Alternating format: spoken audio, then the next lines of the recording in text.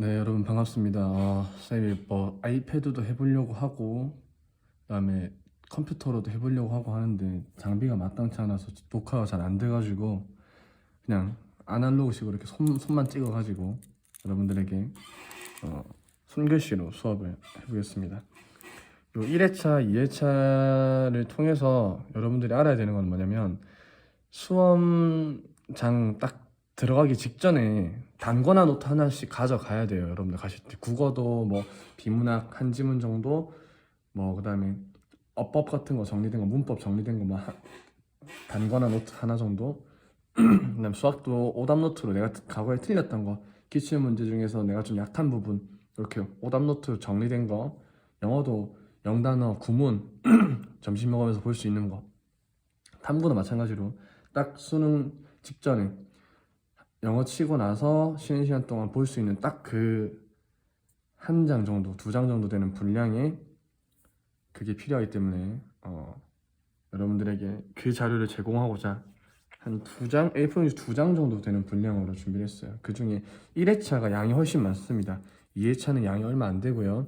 1회차 풀어본 친구들은 느낌을 받아야 돼. 쌤이 이 지문들, 이 OX 문제를 어디서 출처를 얻었는지를 공부를 열심히 한 친구들은 알 겁니다. 알겠죠? 그래서 요것만 진짜 OX를 정확하게 여기 있는 개념들만 익혀가도 문제에서 여러분들 수능 시험장 가서 마주칠 문제의 한 3분의 2 정도는 기억 니은 중에서 기억 니은, 이 정도는 쉽게 맞출 수 있다. 정말입니까? 네, 정말입니다. 요 출처는요, 여러분들이 맞추길 바랍니다. 쌤이 직접 만든 건 아니고요. 그렇다고 누가 만든 걸 베껴온 것도 아니고 문제를 출제했던 거를 하나하나 쌤이 위에 그림 자료 없이도 해석 가능한 보기들로 바꿔 놓은 겁니다. 알겠죠? 지금부터 맞는 거는 하나의 개념이기 때문에 설명하지 않을 거예요. 그러되 중요한 거는 설명을 할 거고요. 그냥 맞는 거는 그냥 그대로 외우세요. 지금 우리는 이 맞는 게 왜 맞는지 따지고 있을 시간이 없어. 내일 모레야 시험. 그러니까 이게 맞다 하면 그냥 외우세요. 갑시다. 먼저 내우는 적은 단계, 성숙 단계, 소멸 단계를 거친다. 이건 당연히 맞는 말이고요. 3단계는 외워놓으세요. 그 다음에 성숙 단계에서는 하강 기류가 존재한다도 맞는 말입니다. 요걸 학생들이 많이 틀려요. 성숙 단계가 가장 잘 보이나? 성숙 단계가 가장 비가 많이 내리고 강할 때예요. 그때는 오히려 하강 기류도 같이 있다라는 것, 상승 기류와 하강 기류가 동시에 존재한다.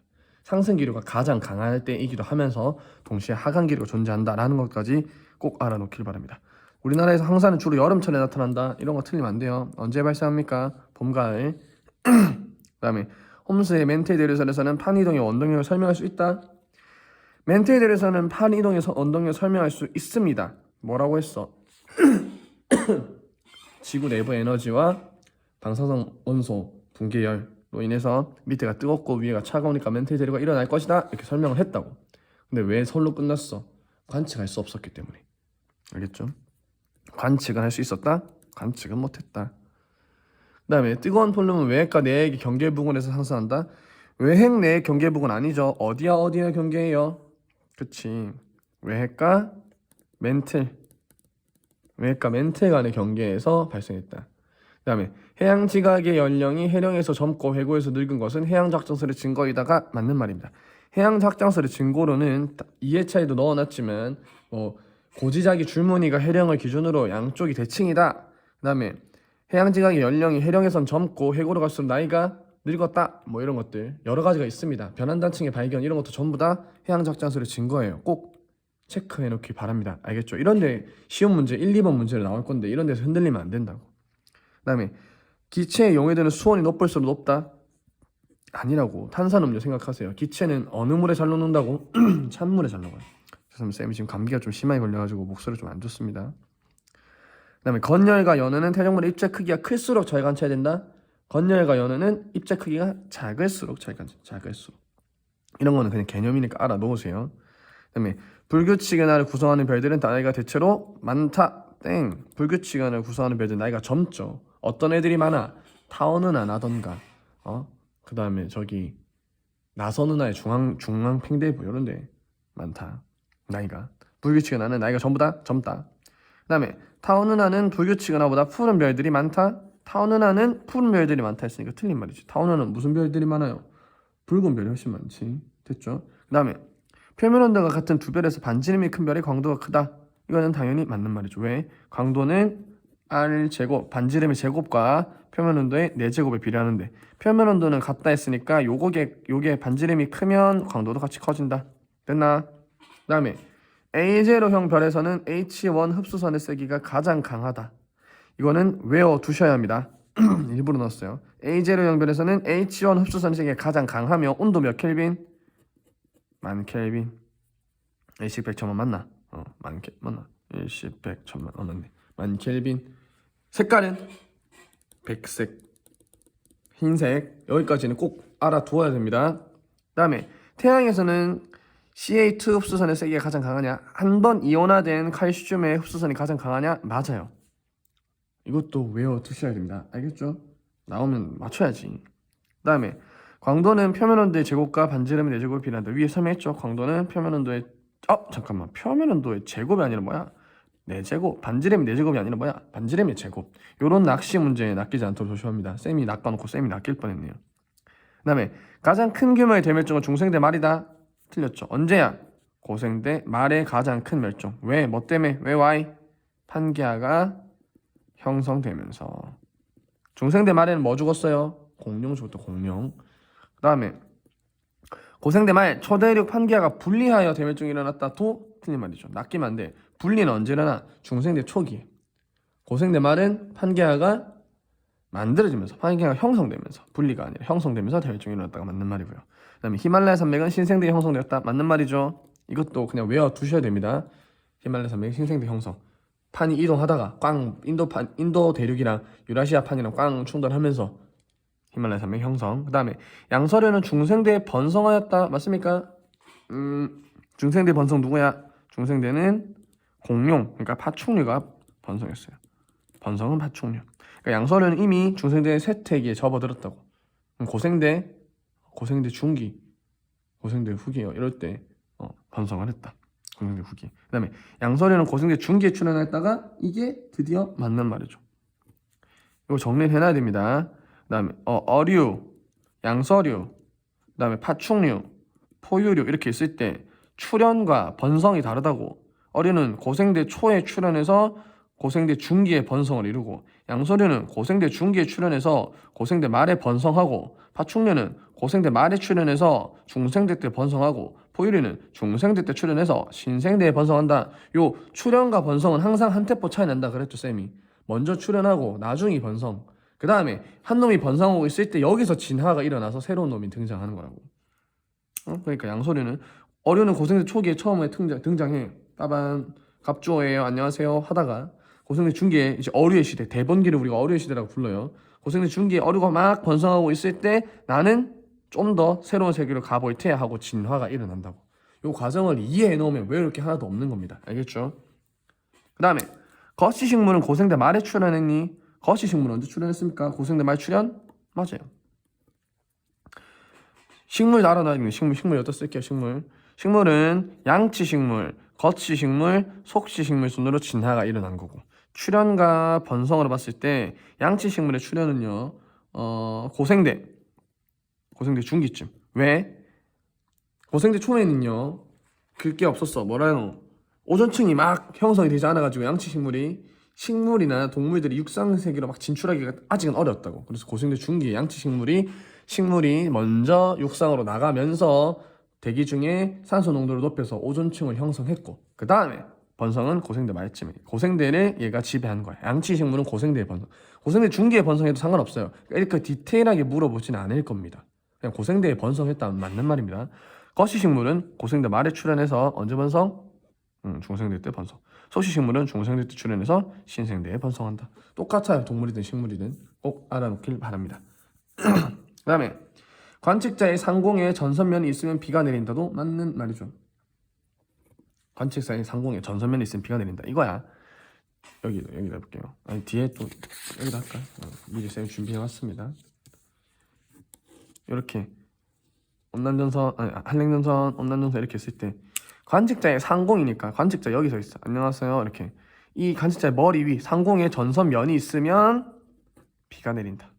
관측자의 상공에 전선면이 있으면 비가 내린다. 이 소리라고. 무슨 말인지 알겠습니까? 관측자의 상공에 전선면이 있으면 비가 내린다. 전선면 아래쪽에 항상 비가 내리는 겁니다. 전선면이라는 것이 성질에 다른 두 기단이 만나서 상승하는 곳이기 때문에 전선면 아래는 무조건 비가 내린다. 그 다음에 온난전선의 이동 방향 앞에 비가 내린다도 맞는 말이죠. 북반구 기준, 우리나라 기준으로 이렇게 온난전선이 있을 때 얘는 항상 이쪽으로 이동하죠. 온난전선은 여기를 전선이라고 표현해요. 이건 전선면이고 여기가 전선 앞에 비가 내린다. 맞습니다. 그 다음에 저기압의 중심이 관측자의 남쪽으로 이동하면 관측 장소의 풍향은 반시계 방향으로 변한다. 이거는 조금 중요합니다. 저기압의 중심이 관측자의 남쪽으로. 무슨 말이냐면 여기 저기압이 있어요. 그게 태풍이 될 수도 있고 혹은 온대 저기압이 될 수도 있어요. 뭐가 됐든 저기압이 그런데 관측자의 남쪽으로 지나간대. 관측자가 여기 있는겨. 관측자가 오히려 북쪽, 저기압이 남쪽에서 이렇게 지금 지나간다는 거죠. 저기압이. 그러면 항상 저기압 중심으로는 바람이 요렇게 불어 들어온다고.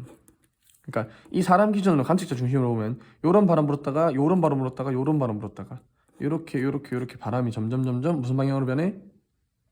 반시계 방향으로. 왼쪽에 있을 때 여기는 반시계, 여기는 시계 방향으로 지나가면서 저기압이 관측자가 여기 있을 수도 있고 여기 있을 수도 있는데 어쨌든 저기압이 이렇게 지나가면서 왼쪽에 있는 관측자는 바람이 이렇게 불다가 이렇게 부네. 반시계 방향으로 풍향이 이렇게 변하는, 반시계 방향으로 변하는. 이해됐나요? 그러니까 요거는 온대 저기압이든 태풍이든 마찬가지예요. 그래서 우리가 태풍을 배울 때 태풍이 이렇게 지나갈 때 이동 방향의 오른쪽에서는 풍향이 시계 방향, 왼쪽에서는 반시계 방향으로 변한다. 그래서 개구리 헤엄이다. 우리가 설명했었잖아요. 똑같은 말입니다. 그래서 남쪽으로 이동하면 풍향은 반시계 방향으로 변한다가 드디어 맞는 말인 거죠. 외워두시면 됩니다. 알겠죠? 그러니까 이거는 남쪽으로라고 했으니까 이동 방향으로 치면 저기압 이동 방향이 왼쪽이 되는 겁니다. 즉 왼쪽은 반시계, 오른쪽은 시계. 됐죠? 그 다음에 열점에서 마그마가 생성되는 조건은 가열이다. 틀렸어요. 열점은 뭐 때문에 생성돼요? 마그마가 압력 감소입니다. 아이들 많이 낚이는 거야. 열점도 압력 감소야. 해령도 압력 감소고. 됐죠? 이제 왜 삐걱대나? 그 다음에 해령에서 마그마는 온도 변화 없이 멘틀 대류에 의해 멘틀 물질이 상승하며 발생한다도 맞는 말입니다. 그러니까 온도 변화 없이 물질이 상승하면 위로 쭉 올라오기만 하는 거니까 이게 압력 감소란 뜻인 거죠. 지하 깊은 곳에 있던 놈이 대류에 의해서 상승을 했더니 위에보다 압력이 내가 셌어. 그러니까 위에 오니까 나는 압력이 주변이 낮아지는 거야. 그러니까 갑자기 녹기 시작한다고. 됐죠? 그 다음에 안산암질 마그마는 섭입대에서 생성될 수 있다. 맞죠? 안산암질 마그마가 현무암질 마그마와 그 다음에 화강암질 마그마의 중간 단계라고. 여기가 안산암질이야. 안산암질. 섭입대에서는 현무암질 마그마가 먼저 해양지각 아래에서 형성되고 그다음 위로 올라와가지고 대륙지각이랑 섞이면서 일부러 쌤이 지금 섭입대라고 해놨어요. 섭입대. 수렴형 경계가 아니라. 수렴형 경계에서는 수렴형 경계에서는 해양판이랑 해양판이 충돌할 수도 있죠. 그럴 때는 무조건 현무암질 마그마가만 형성되어 있다고. 근데 섭입대라고 했으니까 섭입대에서도 조금 이거는 수정해야 되는데 섭입대에서도 모든 섭입대가 아니라 해양지각과 대륙지각의 섭입대에서만 형성됩니다. 알겠죠? 해양 만나는 것도 섭입대로 표현할 수 있겠네. 그러니까 제일 중요한 거는 여기서 말하는 섭입대는 해양지각과 대륙지각. 그것도 섭입대니까 거기서는 생성될 수 있죠. 해양인 경우는 안 생기는데요. 맞아요. 해양 대륙에서는 생기잖아요. 그럼 생성될 수 있다가 맞는 말이라고. 그 다음에 섭입대에서는 마그마는 섭입당하는 판 하부가 용융되면 생성된다. 섭입당하는 판이 여기죠. 이 판 하부에 마그마가 녹는다? 맞아요. 무슨 말인지 이해됩니까? 섭입하는 판, 섭입당하는 판. 당하는 판 하부에서 마그마가 먼저 녹는다. 여기서 물이 이렇게 공급되는 거라고. 물이. 그 다음에 미세 중력 렌즈 현상은 밝기만 변하는 반면 중력 렌즈 현상은 관측되는 천체의 모양이 왜곡된다. 도 맞는 말입니다. 우리가 중력 렌즈 안에 미세 중력 렌즈가 있다고 배웠어요. 미세 중력 렌즈는 밝기만 밝게 비추는. 그래서 외계 행성계 탐사에서 저 별에 별이 있나, 행성이 있나 없나를 알아볼 때 미세 중력 렌즈를 썼어요. 밝기가 쫙 이렇게 변하다가 기억나나? 이렇게 해놨을까? 맞는 건 빨리 넘어갔는데 밝기가 이렇게 쫙 변한다는 것 자체가 뒤에 있는 배경별 앞으로 지나가는 다른 별 이렇게 쓸 때 배경별 A의 밝기를 우리가 보는 거 아니에요. A의 밝기를 보는데 A의 밝기가 B가 지나감에 따라 점점 밝아졌다. 요거 자체가 미세 중력 렌즈였다고. 근데 B가 이쯤 왔을 때 여기 행성 쪼매난 게 있다. 이 행성에 의해서도 미세 중력 렌즈가 일어나니까 밝기가 통 이렇게 튄다고. 아, 저 별에는 행성이 있구나. 어떤 별? B별에. 밝기 별은 누구 밝기? A 밝기. 됐죠. 요게 미세 중력 렌즈고, 중력 렌즈 현상은 좀 더 규모가 커야 되는, 모양 자체가 왜곡돼야 된다고. 그게 이제 아인슈타인 링이라던가 아인슈타인 십자가라던가 선생님 수업 시간에 설명했던 것들입니다. 그 중력 렌즈가 암흑 물질의 증거이기도 하다라는 것은 9월 평가원 모의고사의 기출이기 때문에 꼭 알아놓길 바랍니다. 그 다음에 암흑 물질의 존재 증거로는 우리 은하의 회전 속도 그래프가 있다. 이게 맞죠? 쌤이 그때 암흑 물질 존재 증거로도 9월 달에 나왔던 거는 우리 은하 회전 속도가 아니라 여기 방금 설명했던 중력 렌즈 현상도 들어가요. 그러니까 암흑 물질이 존재하냐 안 하냐를 우리가 관측은 불가능하지만 다른 걸로 유도해서 알아볼 수는 있다고. 그게 중력 렌즈 현상과 은하 회전 속도 그래프 두 가지입니다. 알겠죠? 우리 은하 회전 속도 그래프가 있다. 뭔지는 몰라도 그냥 우리 은하 회전 속도가 나왔다 하면 아, 암흑 물질이구나 이렇게 알면 되고요. 사실 이게 지구과학 2 내용이라서 깊게는 안 다룰 건데 거리에 따라서 속도, 우리 은하가 뺑글뺑글 회전을 하고 있는데 그 회전 속도를 봤더니 유추하기로는 이렇게 떨어질 거라 생각했어요. 왜냐하면 뒤쪽에는 빛을 내는 물질이 많이 없으니까, 질량이 작으니까 케플러 회전을 할 것이다. 우리 태양계처럼. 저기 멀리 있는 해왕성 같은 경우는 굉장히 공전 속도가 느리고 가까이 있는 수성은 공전 속도가 빠르잖아요. 속도가 갈수록 이렇게 점점 느려질 것이다 예측했는데 실제 우리 은하의 회전 곡선은요, 여기까지 일정하나 여기서 이렇게 일정하게 유지가 돼요. 속도가 떨어지지 않는다고. 그럼 그만큼 질량을 가진 무언가가 존재를 한다는 거야. 그렇기 때문에 아, 외부에는 보이지 않는 질량을 가진 뭔가가 있구나. 그게 암흑물질이구나. 이렇게. 그래서 암흑물질의 존재 증거는 중력렌즈 현상과 우리 은하의 회전 속도 그래프, 두 가지 꼭 알아두길 바랍니다. 그 다음에 암흑에너지의 존재 증거는 수소와 헬륨의 질량비가 3대1이라는 점이 있다. 무슨 소리야 이거. 수소와 헬륨의 질량비가 3대1이라는 건 뭐의 증거입니까?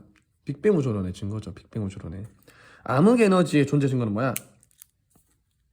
우주가 팽창하는 속도가 점점 빨라진다는 소리고, 그게 초신성 타입 1A형의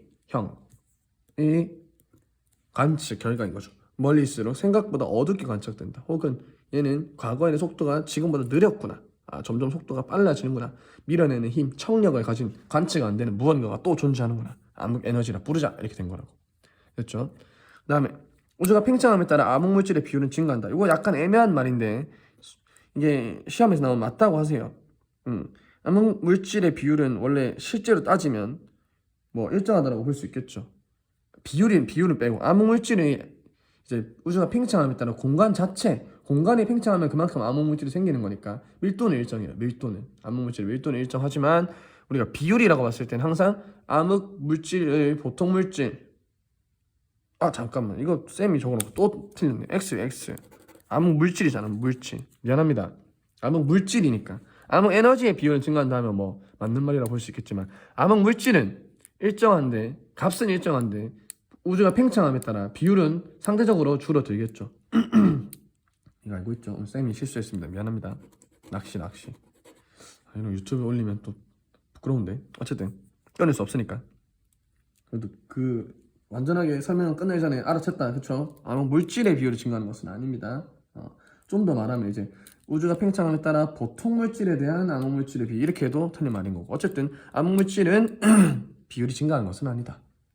밀도도 감소한다. 그 다음에 북위 30도 부근에서는 표면 해저가 수렴한다. 이런 거 어려워요. 북위 30도 부근에서는 표면 해저가 수렴한다. 정답은 틀린 거고요. 왜 그런지 봅시다. 이런 게 이제 중요한 거라고. 학생들이 어려워하는 내용.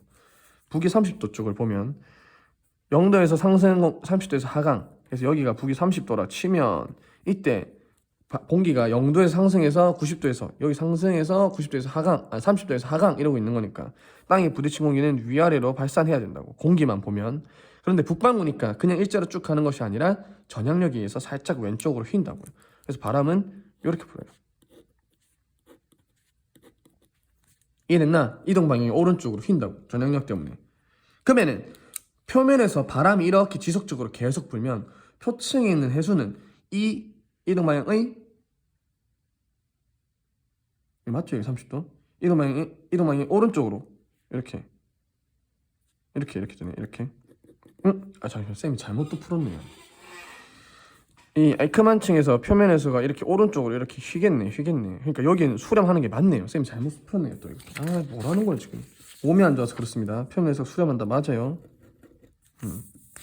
이동 방향의 오른쪽으로 또 표면 해수가 이동할 거니까 45도 방향. 이렇게 45도 방향으로 표층 해수가 이동하는 게 이게 북쪽 뭐고 이거 해류로 봤을 때 여기가 북태평양 해류, 여기가 뭐 북쪽 대륙 해상 아이가. 우리 표면 해수도 한번 보자. 표면 해수. 북반구 기준 이렇게 표면 해수가 돌 때 여기가 북쪽 대륙, 여기가 북태평양 해류, 이게 쿠로시오 해류, 이게 캘리포니아 해류 이렇게 했을 때 요 해류가 여기에 해당하는 거고, 요 해류가 여기에 해당하는 거고. 이거는 완전 표층만, 표면.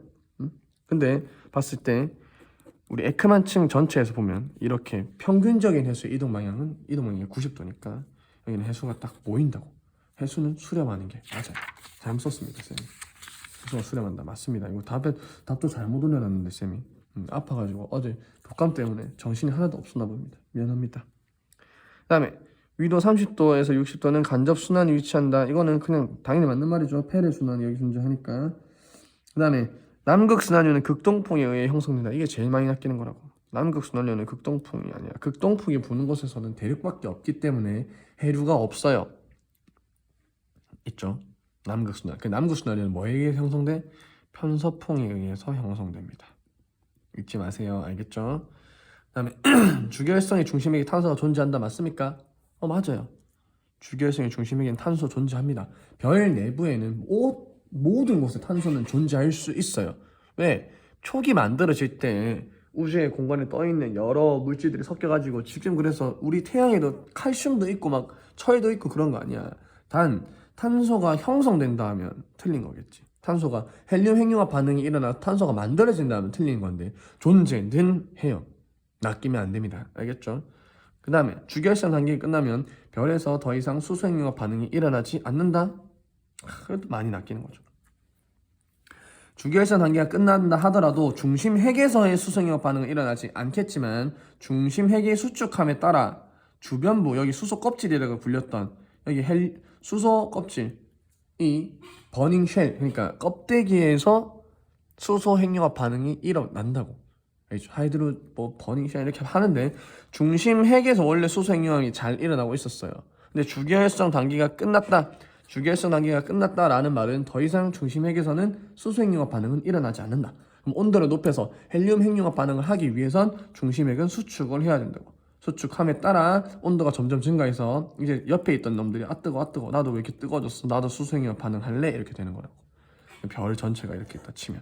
그래서 주결성 단계가 끝난다 하더라도 중심 핵에서는 수소 핵융합 반응이 일어나지 않는다 하면 맞는 말이지만 별에서 하면 틀린 거예요. 별에서는 수소 핵융합 반응이 일어난다. 그 다음에 주결성 단계가 끝나면 표면에서 단위 면적당 단위 시간에 방출하는 에너지 양이 감소한다.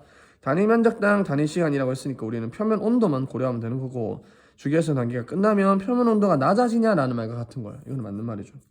주결성 단계가 끝나면 겉이 쭉 팽창하면서 온도가 낮아지니까 붉은색으로 변하는 거성이 되잖아요. 그 다음에 주결성 단계가 끝나면 중심 핵보다 주변부의 수소 함량 비율이 더 높다. 이것도 맞는 말이죠. 중심 핵은 이제 수소 함량 비율이 거의 없어. 왜? 수소 핵융합 반응이 끝났으니까. 근데 주변부는 아직 여전히 수소가 많아요. 그래서 더 높다. 맞는 말이에요. 중심 핵보다 주변부의 비율이 더 높다. 맞아요. 그 다음에 태풍의 눈에서는 하강기가 존재한다. 이것도 맞는 말입니다. 태풍의 눈은 가장 강력한 저기압이지만, 원래 저기압은 공기가 상승하죠. 저기압은 공기가 상승해요. 구름이 만들어지고 비가 내리고 굉장히 불안정하지만 태풍의 눈은 가장 강한 저기압이에요. 그런데도 고기압처럼 하강기류가 있다.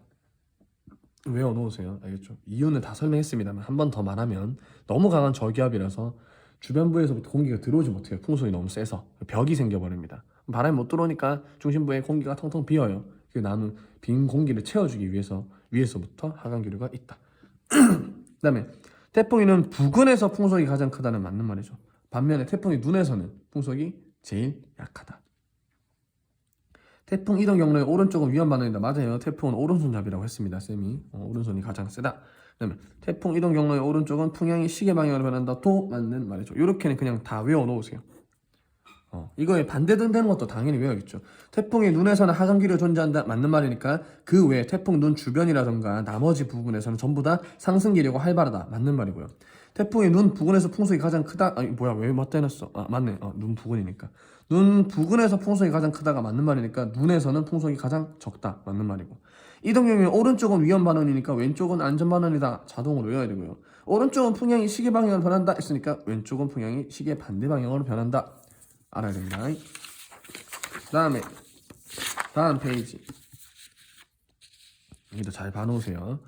복사 에너지를 최대로 방출하는 파장은 고온의 별일수록 짧다. 이것도 맞는 말이죠. 고온일수록 파장 짧다고 쌤이 여러 번 설명했습니다. 그러니까 파란색 계열. 그래서 별이 푸른색이 된다고. 그 다음에 1등급 발기차는 약 2.5배 강도 차이다. 이것도 알아놓으시면 됩니다. 10의 5분의 2승 배만큼 차이 나요. 10의 5분의 2승이 대략 2.5이기 때문에 알아두시면 좋습니다. 그 다음에 질량이 큰 별일수록 주기와의 단기가 끝나고 절대 등급의 변화량이 커진다. 이게 중요한 내용이죠. 이것도 우리 HI도 상에서 여기 있는 놈들이 질량이 커요. 여기 있는 놈들 질량이 작아요. 근데 요 놈이 이제 거성이 됐을 때 이쪽은 초고성으로 변할 거니까 보통 가로축으로 변화가 큽니다. 이렇게 얘는 이렇게 올라가요. 이렇게 여기저기 세로축이 강도란 말이에요. 강도. 세로축이 강도이기 때문에 이 질량이 작은 별들은 세로축의 이동이 활발해요. 그럼 광도의 변화가 크다는 거야. 얘들 강도의 변화는 크지 않다는 겁니다. 알겠죠? 얘도 똑같이 반지름이 커져요. 표면온도 낮아지는 거고 하지만 광도의 변화량만 놓고 보면 질량이 작은 별이 훨씬 크다. 그러니까 질량이 큰 별일수록 변화량이 커진다는 틀린 거라고. 9월 기출입니다. 표면 온도가 같고 반지름이 2배 차이 나면 광도는 4배 차이다. 이건 아까 문제랑 똑같은 건데 한 번 더 실어봤어요. 반지름이 2배 차이 나니까 광도는 4배 차이다. 맞는 말이겠죠. 원래 반지름의 제곱에 비례하니까 표면 온도의 4제곱이 필요하고. 그 다음에 반지름이 같고 표면 온도가 2배 차이 나면 절대 등급 약 3등급 이상 차이 난다. 이거 계산해야 돼요. 맞는 말인데 어떻게 푸는지 봅시다. 반지름이 같고 표면 온도가 2배 차이 나면 T가 4승, T의 4승에 비례하는데 오늘 2배 차이 나면 실질적으로 광도는 16배 광도가 차이 난다고. 광도가 16배 더 밝은 거야. 광도라는 것이 밝기랑 같다고. 16배 더 밝아요. 그러면 절대 등급이 약 3등급 차이 나는 물었는데 아까 1등급 밝기차가 2.5배를 했다고. 그럼 2.5에 3승을 한번 해보는 거야. 2.5에 3승하면 얼마요? 지금 계산기 해보세요. 대충 계산하면 15점 뭐시기 나와요. 그러니까 표면 온도가 2배 차이 나면요. 이게 2배 차이 나면 밝기가 16배 밝은데요. 3등급 차이 애들이 15배 정도 밝은 거야. 15점 몇 배 정도 밝은 거야. 근데 표면 온도가 2배 밝으면 16배 밝다며. 그러면 두 별은 15점 뭐뭐 배보다 더 밝은 거니까 절대 등급은 3등급 이상 차이가 난다가 맞는 말인 거네.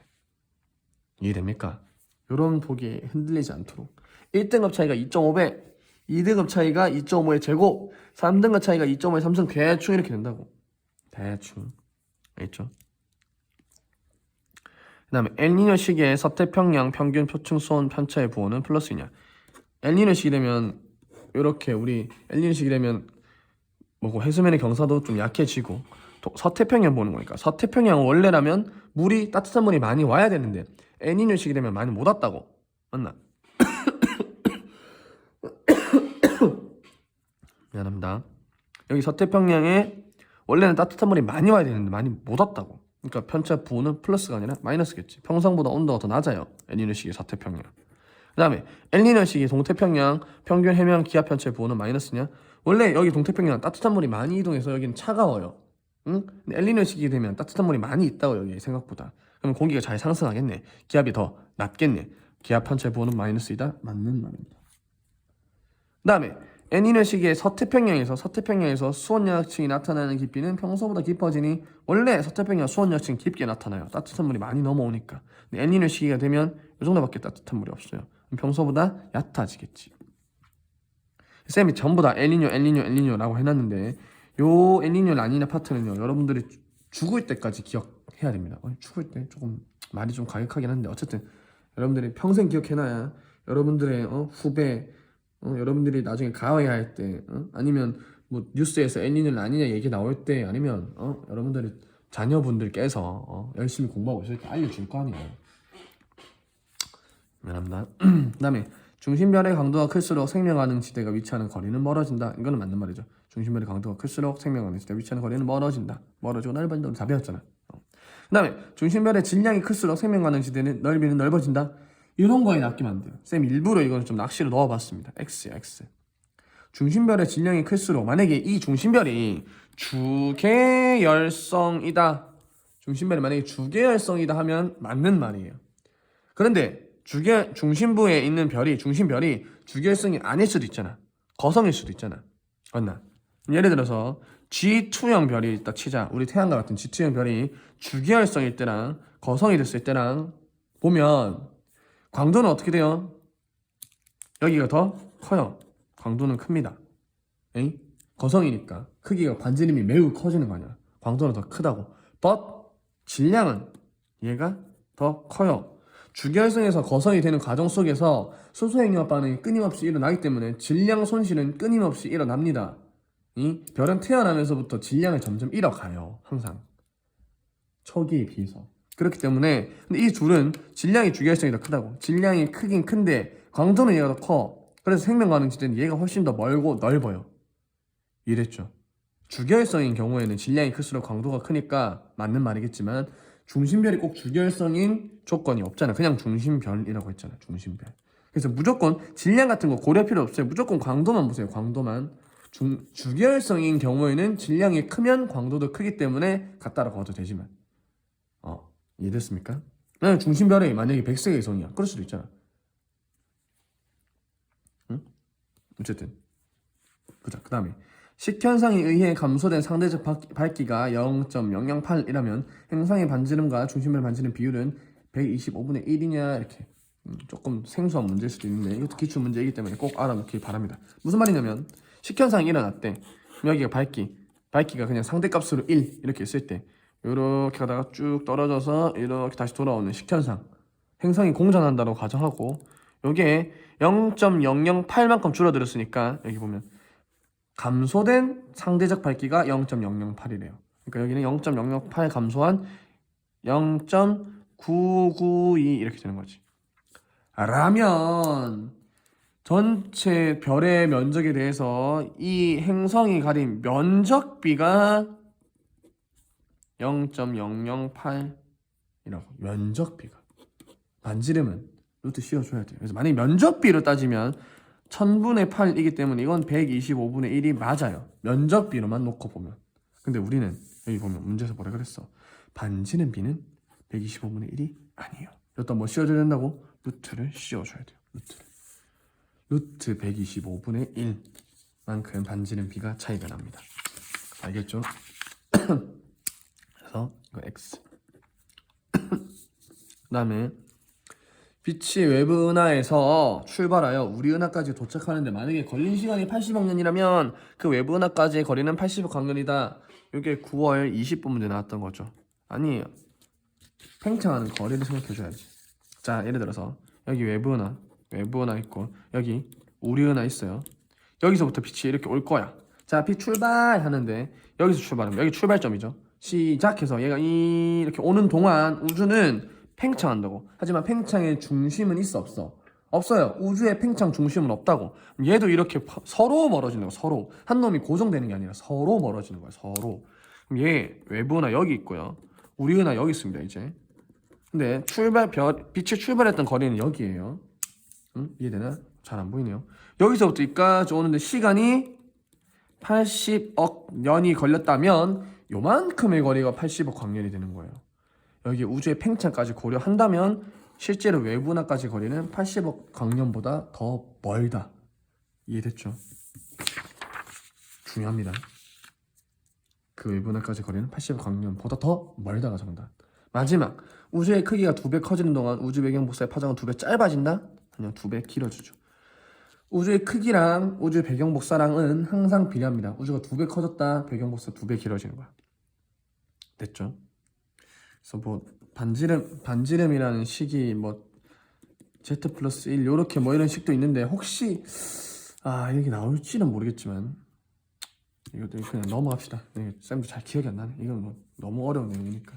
그냥 반지름이 2배 커졌다. 우주 배경 복사가 2배 길어진다. 우주의 크기가 2배 커졌다. 우주 배경 복사가 2배 길어진다. 적색편이랑 이랑도 사실 연관이 있는데 적색편이랑 한번 해볼까? 진짜 고난이던데 혹시 모르니까 쌤이 이것까지는 안 가르쳐 줄려 했는데 요즘 수능이 어떻게 나올 줄 모르잖아. 이거 나오면 대박 아니냐? 보내들은 잘 봐. 크기가 2배 커지면 우주 크기 2배 커지면 파장이 어떻게 된다고? 2배 길어지는 거야. 여기까지는 이해했죠? 아까 방금 설명했잖아. 우주 배경 복사도 뭐든. 근데 파장이 2배 커진다는 말은 우리 Z 값 구할 때 적색편이 구할 때 어떻게 구해요? 이거는 람다 제로 고정 파장 분의 델타 람다 이렇게 해서 적색편의를 구하잖아요. 근데 잘 봐. 만약에 정지 파장이 어떤 놈이 그냥 일시 백인 놈이 있다 치자 이런 거는 어려워요. 그냥 뭐 원래는 뭐 수소선 기준에서 뭐 6564 뭐 여러 가지의 파장을 잡을 수 있겠지만 쌤 귀찮으니까 만약에 어떤 놈의 파장이 정지 파장 실험실에서 우리 지구에서 딱 관측하면 100 나노미터 정도 되는 어떤 놈이 있다라고 합시다. 근데 요 놈이 파장이 2배 길어졌다는 말은 이게 얼마 됐다는 얘기야? 200이 됐다는 얘기야. 그럼 Z 값을 구해보면 Z 값을 구해보면 200 빼기 100이 분자에 들어가는 거고요. 분모는 그대로 정지 파장이 100 되는 거야. 이거 얼마야? 200 빼기 100 하면 이게 1이 나오죠. 그래서 어떤 놈의 파장이 2배 길어졌다는 것은 Z 값이 1이라는 것과 같아요. 어떤 놈의 Z 값이 1이다. 예를 들어서 어떤 별이나 은하 같은 걸 관측했어. 그 은하에서 어떤 파장을 관측했어. 근데 그 파장의 변화량이 딱 2배가 돼가지고 파장 변화량이 2배가 돼서 Z가 정확하게 1이 나왔다. 그러면은 그 은하는 우주 크기가 지금으로부터 2배 작았던 시절에 만들어졌던 은하다. 이렇게 유추할 수 있다고. 무슨 말인지 이해되나? 왜? 그 시간 동안 파장이 2배 길어지는 시간 동안 우주 크기도 2배 커진 거거든. 그럼 Z가 1인, Z 값이 1인 어떤 은하가 있다면 이 은하는 우주 크기가 현재로부터 2분의 1만큼 작았을 때 만들어졌고 지금까지 2배가 커지는 거고 그 기간 동안 파장도 2배 늘어나는 거라고. 그래서 무슨 말인지 이해됩니까 이거? 그래서 반지름, 우주의 반지름이 2배 커졌다라는 것은 Z 값에다가 플러스 1을 해준. 왜? Z가 1일 때 1배였잖아. Z가 1일 때 2배였잖아. Z는 1이 나왔다 쳐도 반지름이 2배가 되려면 이렇게 돼야 된다고.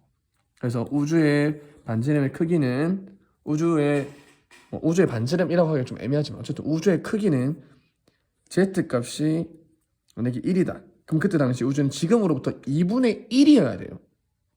Z가 1인 천체는 언제 만들어졌을까? 이렇게 만약에 물어본다면 답은 뭐야? 현재보다 우주 크기가 2분의 1만큼 작았을 때요. 이렇게 답하잖아. 그럼 요걸 식으로 연결해보면 우주의 크기가 2분의 1만큼 작아야 돼. Z가 1일 때. 근데 Z는 이렇게 식을 구할 수 있었다고. 이해됐죠? 위에가 변화량이 있다. 변화량이. 그래서 Z 플러스 1이 2가 되면 반지름이 2분의 1이 돼야 되니까 이렇게 유추할 수 있다고. Z가 1일 때는 반지름이 2분의 1. Z가 2일 때는 반지름이 현재 크기의 3분의 1. Z가 2라는 말은 여기서 Z가 2라는 말은 100이었던 놈이 300이 되면 분자가 300 빼기 100이 돼서 답이 2가 나와요. Z값이 2. Z값이 2인 놈들은 파장이 300이 됐다는 거는 100이었던 파장이 300이 된 거니까 3배 파장이 길어진 거죠. 우주의 크기도 3배 커졌다는 뜻이야. 그러니까 항상 플러스 1이 들어가야 된다고. 무슨 말인지 잘 이해가 안 되는 친구들은 이것만 기억해 놓으세요. Z값이 1이다. 그럼 교놈은 반지름이 현재보다 2분의 1만큼 작았을 때 만들어진 천체다. Z값이 2다. 3분의 1일 때다. 그러니까 플러스 1만 해주면 된다. 이해됩니까? 수능이 나오면 너무 어렵겠지만 나올 수도 있기 때문에 미리 한번 얘기해봤습니다. 네, 여기까지 하면 우리 찐막 특강 1회차가 끝난 거고요. 다음 시간에 2회차 양은 봐봐. 2회차 양 얼마나 잡은지 보일까? 2회차는 여기 끝이에요. 그래서 20분 정도도 안 걸릴 것 같습니다. 그러니까 여러분들께서는 편안하게 보면 되겠습니다. 수업 끝!